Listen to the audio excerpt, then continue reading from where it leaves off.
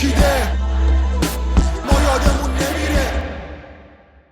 اومدیم سگ بازی کنیم.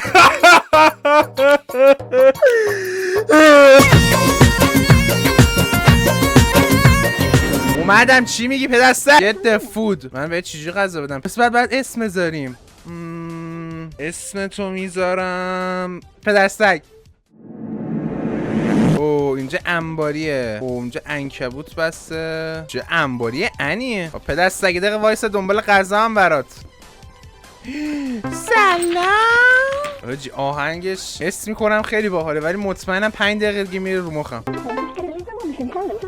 او خویده غذا تو پر کردم نخورده. نه او خویده. بذار حاجی چرا خونمون صورتی شد؟ بیرون حتما میخواد بازی کنیم. آپولی چطوری گوزو؟ پلی آماده ای؟ وی بنده توپو به دست سگ. به دست سگ توپو بنداز.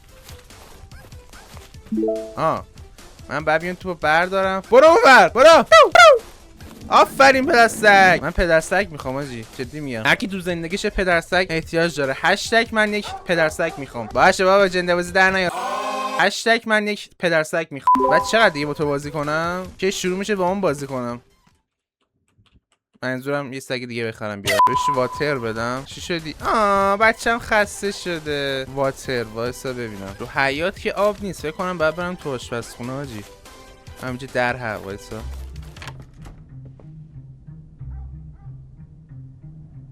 چی شد؟ من تخم ندارم برم. وای حاجی تخم ندارم تو خونه هم باشم.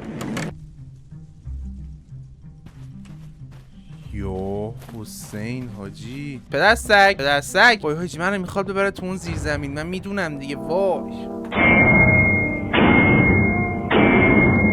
100% تو زیر زمینه دیگه. بریم حاجی بریم که کونم پارشه. پشت این کارتونا قایم نشده. نه حاجی حتی این کموده حاجی یعنی کسی که این بازی ساخته واقعا حلالش. نه تو زیر زمین هیچ خبری نیست. بریم بالا. آره دیگه اینجا کارتون نبود و رفتم. بریم بالا. اینجا که خبر نی حاجی. تو زیر زمینم که نبود. بیرون از خونم که نبود. در دیگه اینجا هستش که من ندیده باشم.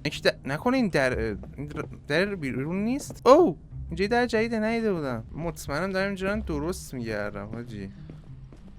آب. این یارو آب میخواستیه. فهمیدم الان آبو پیدا کردم. تو ظرفش به احتمال زیاد الان آب میریزم پیدا میشه. مادر سگ. پدر سگ برات آب آوردم. خب بیرون آب براش کجا بریزم؟ بعدی آب براش یه جایی بریزم دیگه. پدر سگ.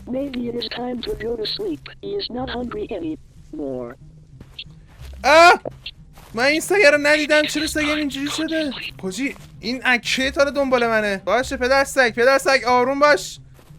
پدر سگ من تو خونه. آقا پدر سگ تو اینجوری خوب از ساختمون رد میشه که من نمیتونم برم بخوابم. من گرفتی. الان یه وقت دیوار میاد نکنید.